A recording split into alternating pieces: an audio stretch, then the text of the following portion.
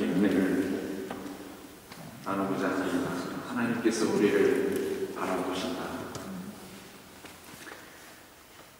요즘 사람들에게 만약에 하고 싶은 일들이 무엇이냐고 물어본다면 어떻게 하면 내 자신을 사람들에게 나타낼 수 있을까? 특히 젊은이들을 보면 옷에서 가지고 있는 도구에서 머리에서 자신을 드러내려고 합니다. 특별히 젊은이들이 자신을 드러낼 때가 있습니다. 그때는 뭐냐면 직업을 갖고자 면접할 때, 그 면접할 때 최대한 자신이 누구인지를 나타내려고 합니다. 어느 면접하는 그 직원이 이렇게 얘기를 했답니다.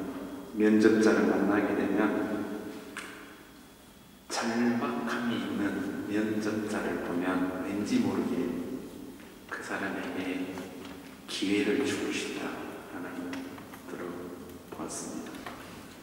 자신은 어필하는데 나를 채용해주면 좋고 안 해도 그만, 이런 마음이 아니라 진실로 그 절박함이 있는 사람에게 주고 싶다는 얘기를 들었습니다.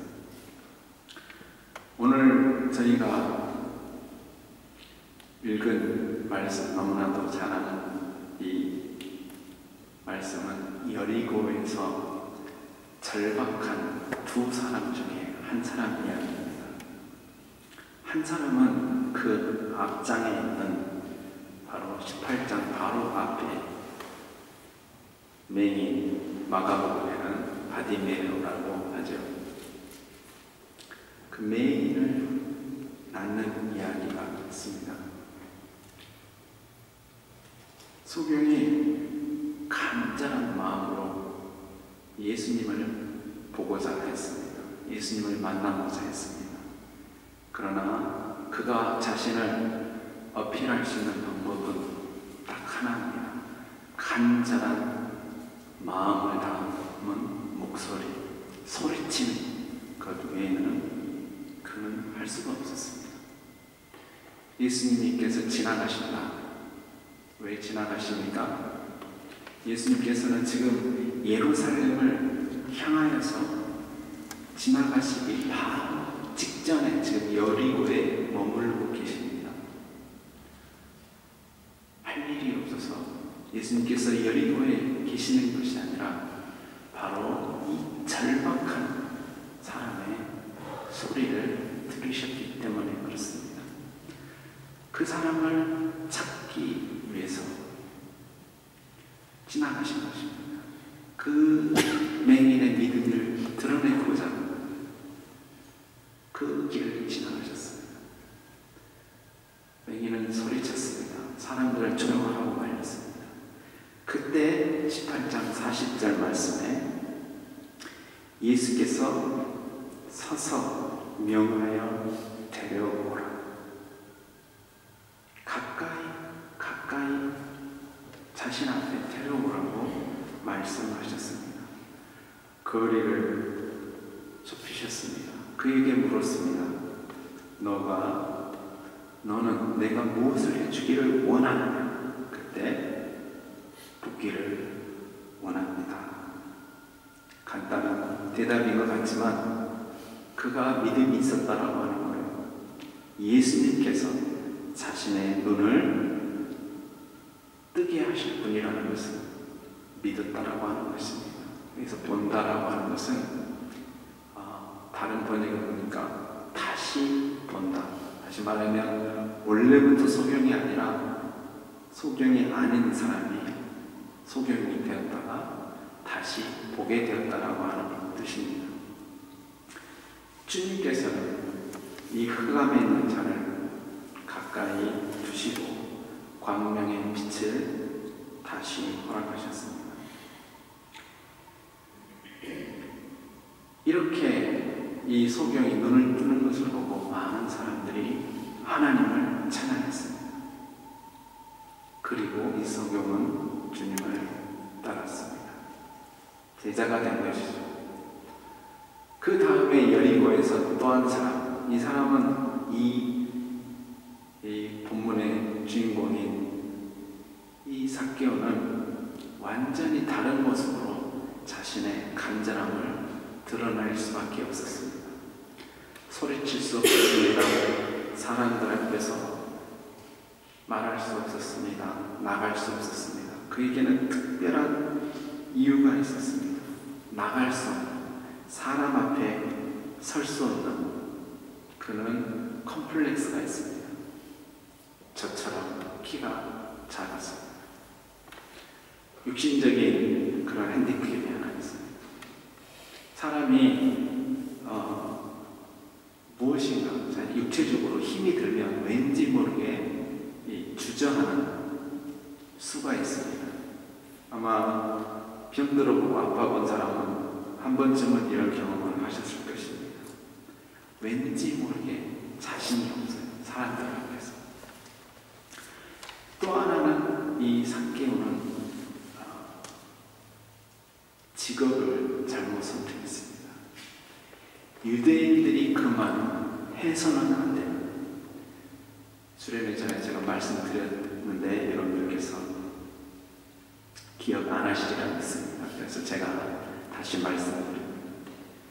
세리의 직업은 저주받은 직업입니다. 유대인 민족들에게 소위 말하면 혈세를 착취해서 부자가 된 그런 직업을 가진 이 삭개오, 그것도 세리 장인입니다. 그러니까 우두머리라는 소리죠. 원래 삭개오라는 이 이름은 거룩하고 정결하다는 그런 뜻을 가진 이름입니다. 다시 말하면 이 사람의 가문의 조상을 거슬러 올라가면 아마 가르치는 제사장이거나 아니면 정말로 하나님을 사랑했던 그런 가족이었을 것이라고 상상할 수 있습니다. 이 여리고 시대에는 정말로 이 삭개오라고 하는 이런 이름의 흔적을 가진 유명한 랍비가 있었습니다. 근데 이 삭개오는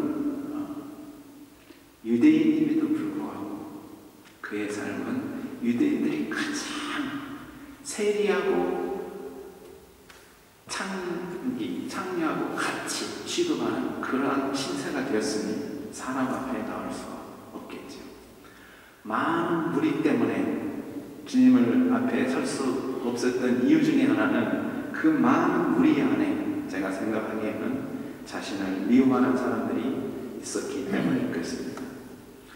그가 갈 수 있는 곳은 돌무화과는 가장 사람들과 떨어져서 눈에 안 띄는 곳에 숨어버렸습니다.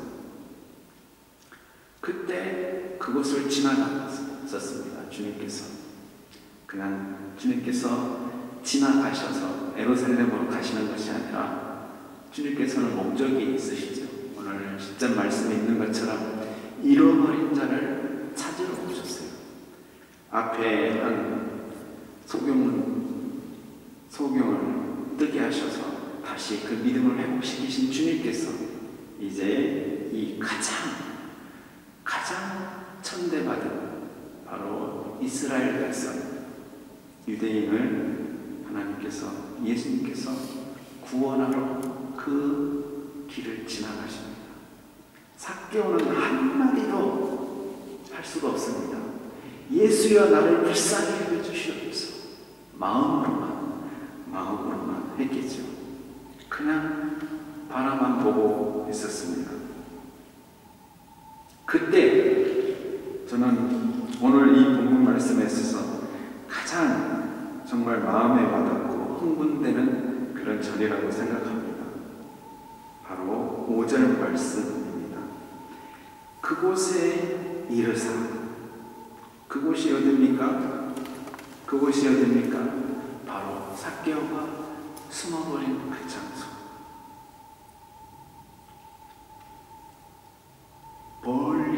내려서 주님을 바라보는 그 장소를 지나가시면서 쳐다보셨다고 했어요. 그냥 본다라고 하는 것이 아니라 우러러서 아주 자세하게 보셨습니다. 여러분들 한번 그 광경을 상상을 한번 해보세요.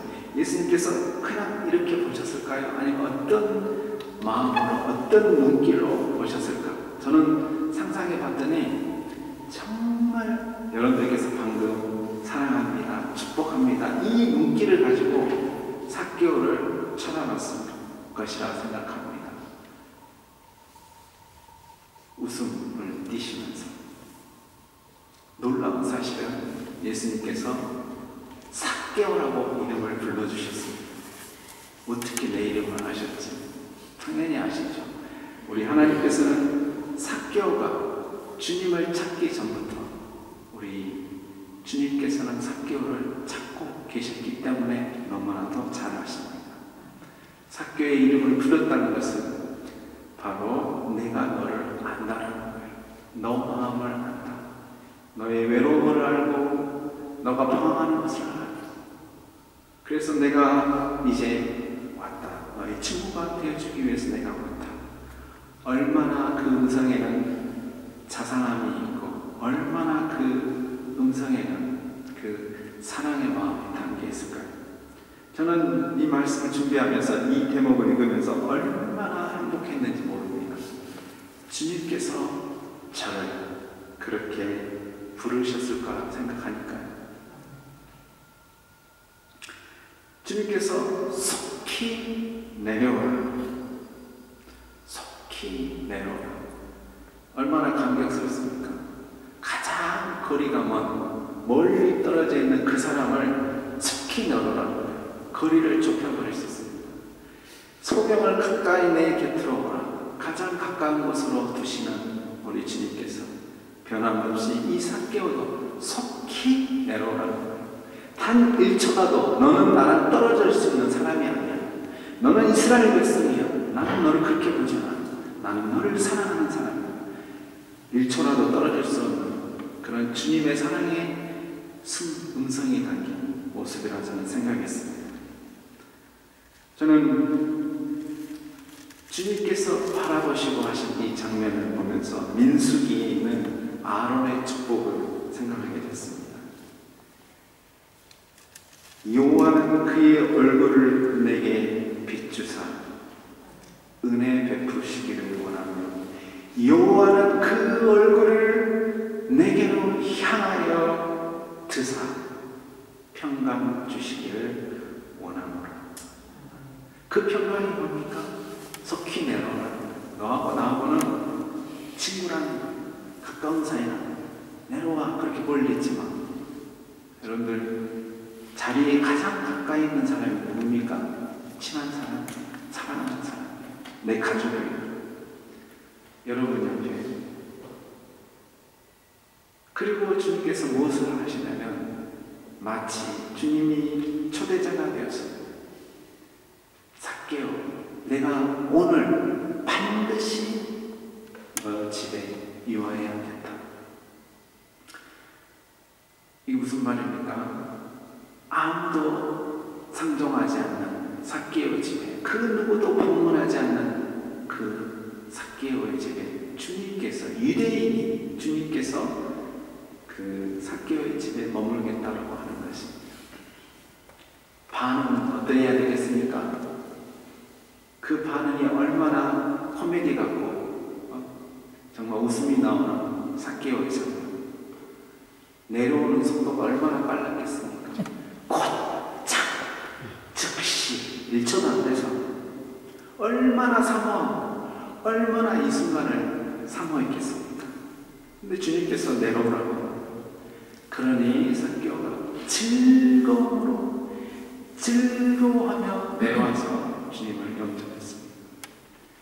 믿음이라고 하는 것은 이러한 반응입니다. 우리가 하나님 앞에서 예배를 드리고 말씀을 드리면 반응하는, 즐겁게 반응하는 것입니다. 오늘 성가대가 하나님 앞에 반응하는 것입니다. 하나님의 은혜에 감격하여서 찬양 드리는 것입니다. 즐거움, 감사함. 바로 이 삭개오의 이 모습 속에 우리 신앙인의 모습이 있어야 된다 생각합니다. 주님은 한없이 멀리 떨어져 있는 그 소외된 자, 하나님과 소외된 자, 죄의식 때문에 소외된 자, 자신의 육체적인 열등의식에 소외된 자, 사람들에게서 따돌림 받는 왕따 받은 그 소외된 자를 가장 가까운 곳으로, 가장 자기가 가까운 곳으로 두셨습니다. 제가 보네포의 시가 언젠가 소개된 적이 있는데 그 중에 제가 번역한 부분을 약간 소개해드리겠습니다. 이 삭개오는 내가 누구인지를 몰랐었던 것 같아요. 내 자신의 누구인가. 보네포가 나는 누구인가라는 이 시를 지었는데 한번 들어보십시오. 나는 누구인가? 나는 진정 다른 사람들이 나에 대해 말하는 그 사람인가? 아니면 나는 내 자신 스스로가 알고 있는 그 사람인가? 불안, 갈망, 아픔, 어떤 새장에 있는 새처럼 마치 어떤 자가 나의 목을 조여오는 것처럼 숨쉬기 위하여 몸부림치면서 색들과 꽃들, 새들의 음성들을 갈망하면서 칭찬의 말들과 인간적인 친밀함을 그리워하면서 무시와 작은 모욕에 분노로 전율하면서 자꾸만 멀어져가는 친구들에 대해 무기력하게 걱정하면서 기도하기에, 생각하기에, 일하기에 피곤하고 지쳐버린 그 무기력해서 모든 것과 작별해야만 하는 그 사람이란 말인가? 나는 누구인가? 나는 누구인가? 고독한 질문이 나를 비우는다. 내가 진정 누구인지 당신은 나를 압니다. 나는 당신의 것입니다. 보네포가 이 감옥에서 죽기 전에 쓴 시입니다. 나는 누구인지 그는 바로 그리스도 안에서, 하나님 안에서만이 진정한 내가 누구인지를 발견한 것입니다. 오늘 이 삭개오가 바로 이렇게 방황하다, 숨어있다, 괴로워하다, 원망하다, 분노하다, 나를 원탁시키는 사람들을 같이 분노하다,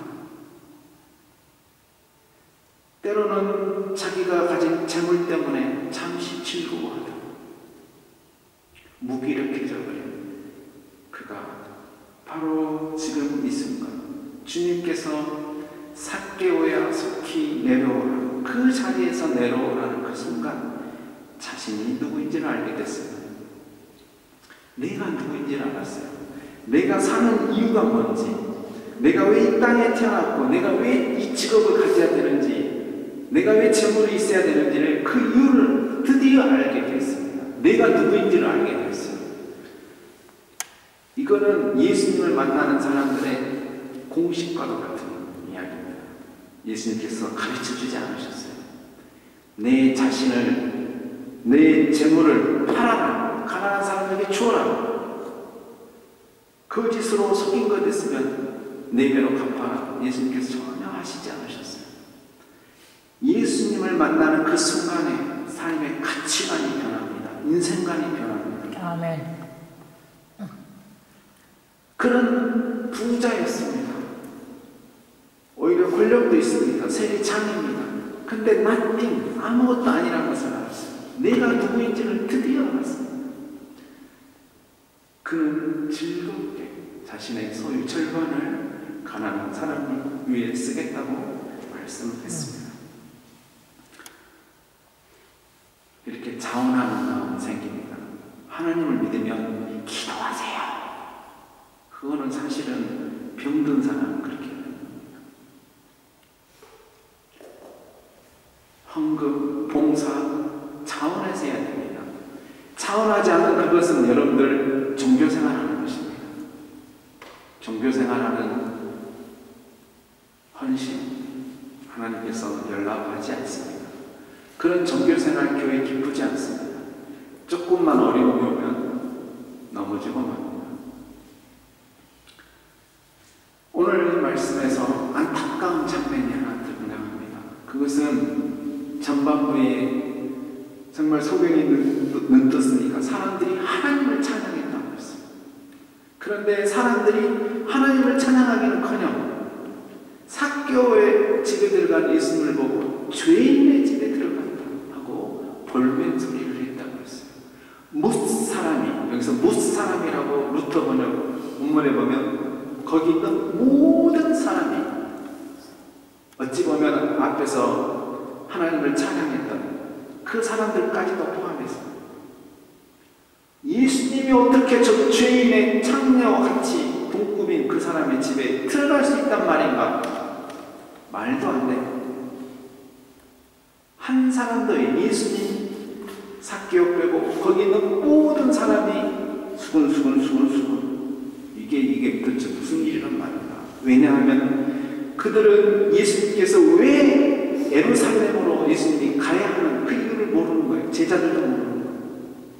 그것은 오늘 말씀에 내가 잃어버린 자를 찾아왔다. 잃어버린 자를 찾으러 온 그 주님의 오신 목적이에요. 그것이 바로 지금 예루살렘을 향하신 목적입니다. 그 뜻을 분명히 지금 밝히 이 사건을 통해서 가르쳐주고 계십니다. 거리를 좁히셨어요.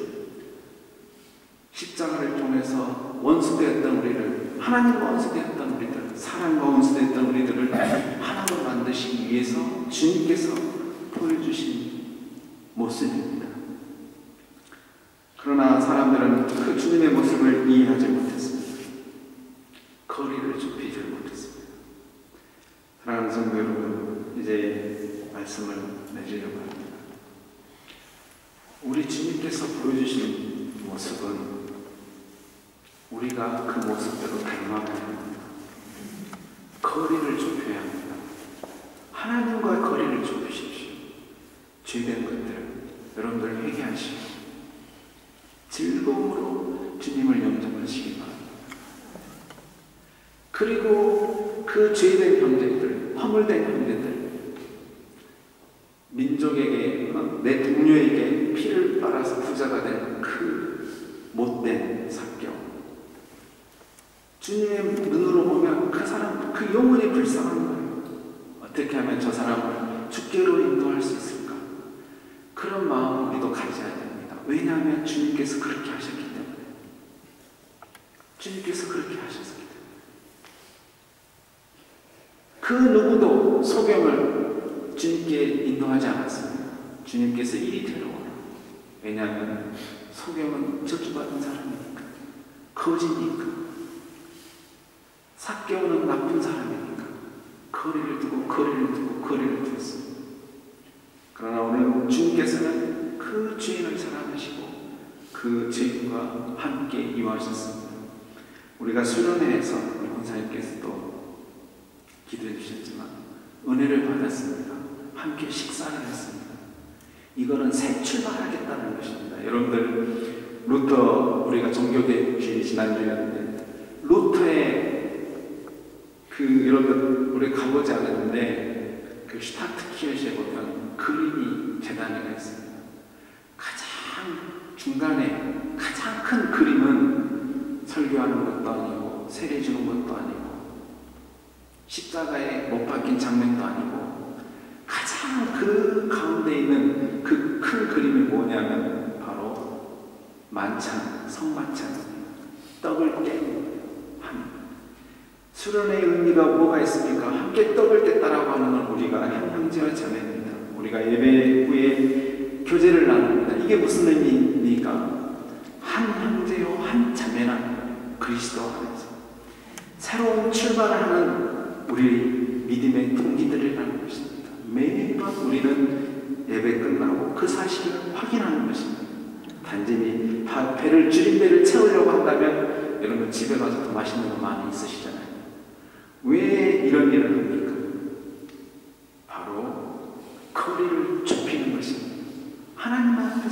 좁히는 거예요. 나는 누구입니까? 하나님과 원수되었던 사람, 허물과 죄로 죽었던 사람, 그 송장을 하나님께서 사랑하셨습니다. 어떻게? 자신의 독생자 예수 그리스도 외아들을 주시기까지 우리를 사랑하셨습니다. 우리는 이렇게 할지 못하더라도 거리를 좁히는 노력부터 하셔야 되겠습니다. 어디서부터요? 식사하시면부터. 바라보실 때 제발 오늘 예배 드렸을 때 서로 바라보는 것처럼 바라보시고 사랑의 눈길을 그렇게 주시기 바랍니다. 아멘. 네, 기도하겠습니다.